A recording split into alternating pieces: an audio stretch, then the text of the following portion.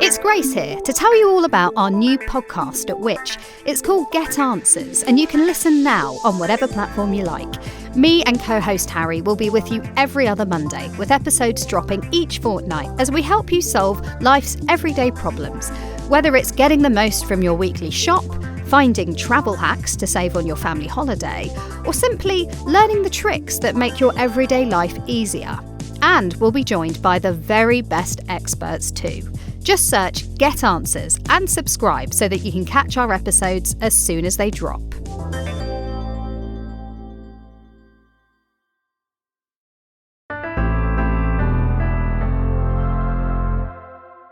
Hello and welcome to the Which Shorts podcast. I'm Rob Lilly. Now, another quick reminder, if you haven't already, to go and check out our new podcast. It's called Get Answers, and in the first episode, we ask, is all ultra-processed food bad for you? It's a really interesting discussion, some really surprising facts, so make sure you go and have a listen to that. And then next week, we'll be telling you on the new Get Answers podcast how you can win at online shopping. I'll put a link to that new podcast as well in the description for today's show, so make sure you go and have a listen. And while I remember as well, please do give us a rating and a review here on Which Shorts as well. It really helps other people find the show, so I'd be super grateful if you can do that wherever you're listening. Now today, we're off to South Africa, joining Which's Jo Rhodes as she heads to Cape Town for an unforgettable adventure. To read us this article, I'll hand you over to Angus Varker.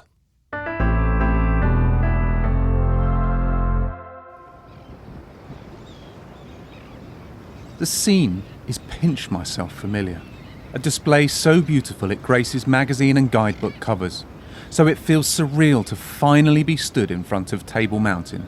The iconic flat top has been shrouded in a veil of moody clouds since I landed in Cape Town 48 hours ago. Its notorious tablecloth, said to be the result of a smoking competition between the devil and a retired sea captain, is such a common occurrence that many tourists leave the city without ever clapping eyes on its 1,086-metre summit. When the clouds do break, every tourist in town descends en masse, including me. I've chosen Platter Clip Gorge as it's the easiest and most direct hike to the top, around 2 hours.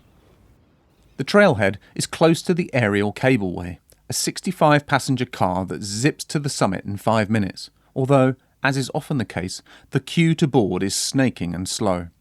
The trail is peaceful, perhaps because the stone staircase initially appears never-ending. It's bedded among fynbos, a coral-like shrubland, while South Africa's national plant, the king protea, pokes its huge bowl-shaped head above the savannah. Pink, pointy bracts fanning outwards. The only sounds are the gentle burble of the river and the whistle of red-winged starlings swooping overhead as I climb. The mother city unfurls beneath my feet with every step. Table Bay's perfect crescent of white sand curving around the Atlantic like a smile. The skyscrapers of City Bowl, Cape Town's central district, shimmer in the sunshine. The wonder of it steals what little breath I have left. It's no wonder it's one of the world's most photographed places. Finally, I reach the gorge. 2 flat sandstone cliffs splitting the main plateau in 2. Without warning, fog starts to billow through the crevice. By the time I've scrambled the last section, it's pea soup. I persevere to the top, but nothing's visible through the clag. I made 4 attempts on my last visit, a man sighs as we bundle on layers. Dejected, I take the cable car down. As it bursts through the cloud cover, a glorious sunny day is waiting right where I left it. At least there's a rainbow waiting on the other side of the storm.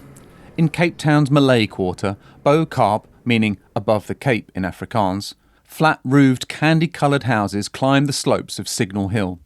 When slavery was abolished in 1834, these previously whitewashed homes were leased to slaves, many of whom descended from Malaysia and Indonesia. The story goes that they painted their homes vibrant reds, yellows, pinks and blues to celebrate their freedom.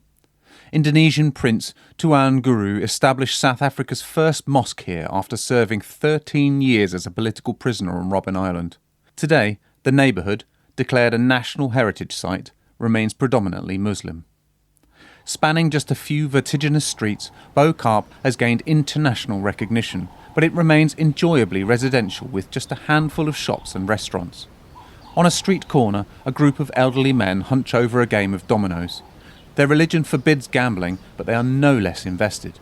Lips pursed and brows knitted. "Expect things to get heated if anyone makes a wrong move," my guide Farima whispers. I inhale the earthy tang of cardamom as I pass Atlas, the oldest spice shop in town. It whets my appetite for beau carp combis, just up the hill. Turns out that dinner time is also blackout time. South Africa's blackouts have become so acute they're timetabled. Known as load shedding, the electricity in Cape Town is turned off for 2 hours every day. Many shops, hotels and other businesses have turned to private generators and solar panels. In Kombis, they prep and cook a buffet before the switch is flipped.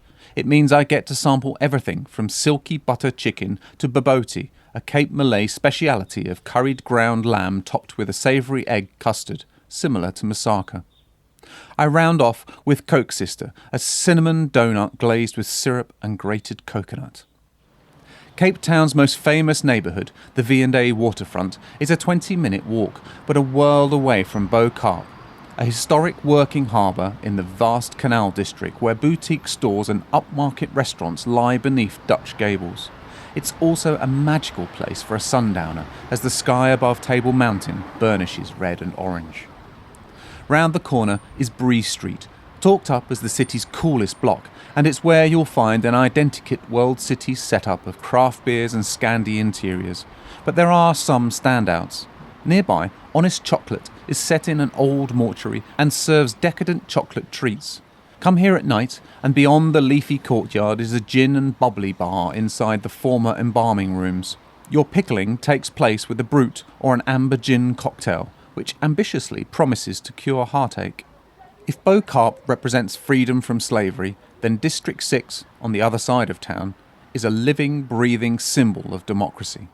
It is, like many places in South Africa, a difficult place to visit. Practically, in parts, it feels unsafe. There are large groups of young men stood around in doorways and on the streets, with police cars on almost every corner. But a visit to the District 6 Museum leaves you in no doubt of how precious every paving stone is to its residents. Our guide was just a child when the apartheid government came into power in 1948 and declared District 6 a whites-only area. Around 60,000 black inhabitants were sent to townships outside the city so their homes could be bulldozed.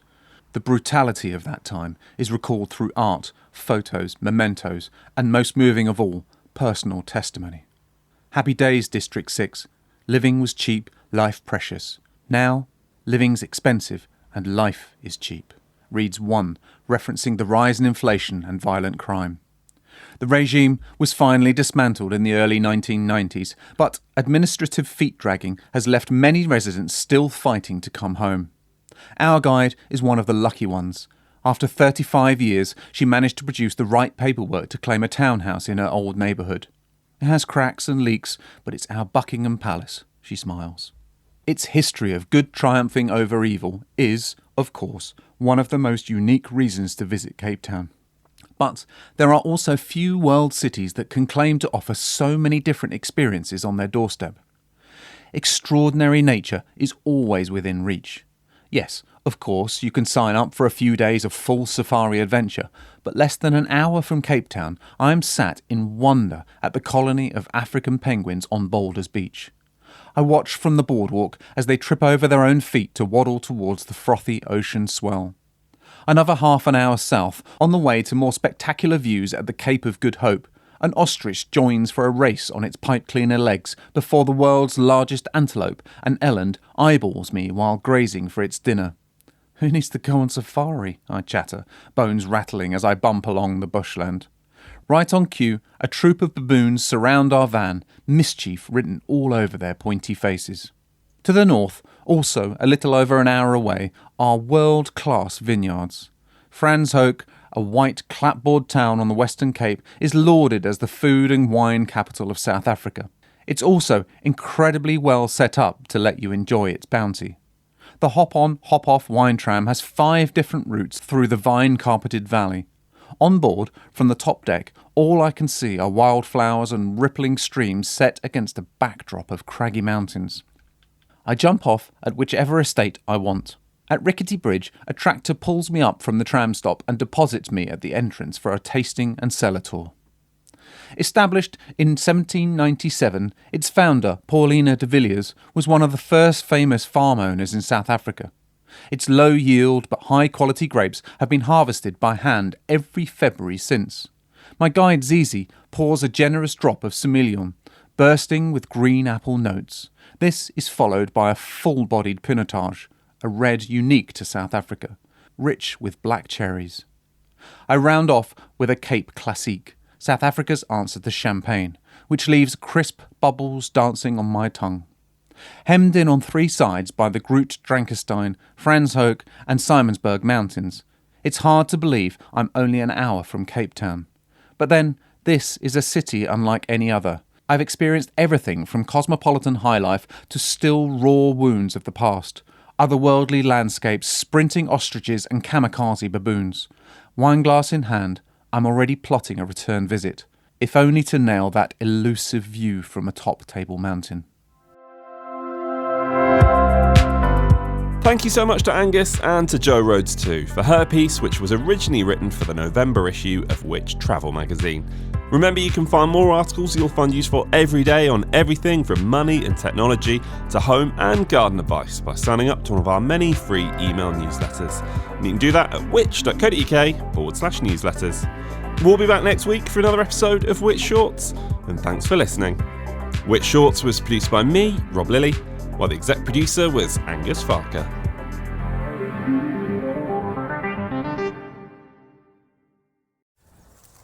What is happening to supermarket prices? Do own-label brands taste good? What's the best supermarket? What's the worst? How do I spend less on my weekly shop? Are there ways I can shop smarter? Should I just be growing my own veg? How do I even grow veg? Wine to pair with spag bol? When life gives you questions, get answers at which.co.uk.